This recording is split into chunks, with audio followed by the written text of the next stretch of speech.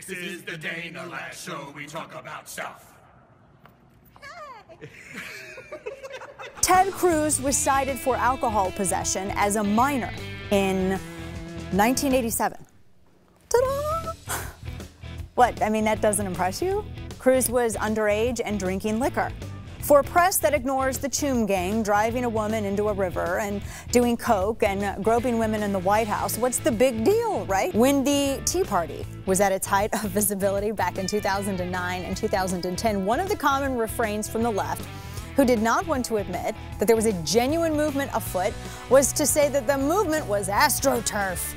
In other words, it wasn't a real grassroots movement, but just, funded by secret billionaires from an undisclosed location. But now I see no such stigma developing around the Ferguson protest, even though George Soros, yes, financed groups sent to embolden Ferguson activists to the tune of, get this, $33 million. The protest, the beautiful 3.7 million people who attended this Paris march, there was a stark contrast between this march and America's recent protest. I mean, as far as the eye can see, there was not one Quick Trip that was burned down the whole time. I know they do not have Quick Trips in Paris, but I'm just saying, if there was, it wasn't burned down. Saying you can be Jewish in France today means you personally can be Jewish in your home and whatever, but please tuck your Star of David into your shirt.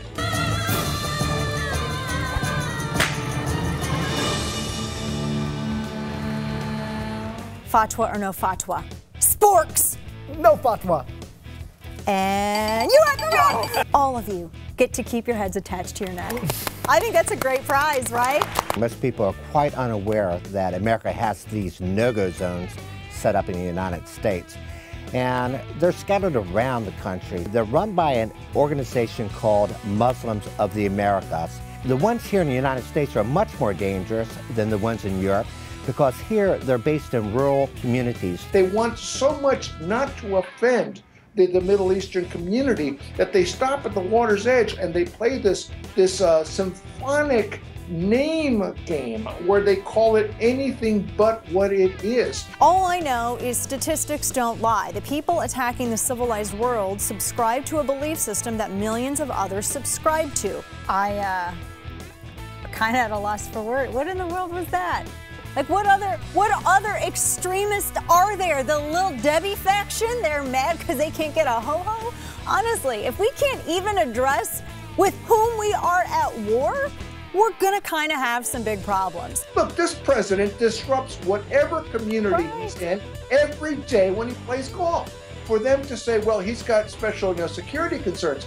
What does the rest of the world think right now? Oh, and we don't? Our president doesn't? Our president should risk his life, but your president is too important? I mean, this continues the arrogance. Right. And I just hope the world doesn't blame us for our president. We're the new hippies. Oh my gosh, I think I need a moment. Do we have any water? That's really bitter.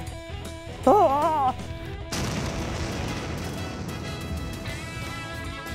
For 200 beliefs, extremist or not extremist, those that want to make the world a better place. Jason Howerton. I positively cannot get this wrong. I'm going to say, what is non-extremism? That is incorrect. Okay, you know what? Those that want to make the world a better place are considered extremists. I swear the deck is not stacked against you. You're just wrong a lot. Anyway, all right. I just drove off into a ditch with my Slurpee. Let's bring it back. Let's bring that tugboat back to shore. Well, sympathy for the people that I think that are out there in the streets sometimes making anti-American rhetoric, supporting some of these efforts, but aren't necessarily directly involved with terrorism. See, I can't the get sympathy on board that I'm describing is not a sympathy for allowing them to live that way. It's a sympathy for fear, that they're afraid of the people that are there. I don't have sympathy for cowardice. Right.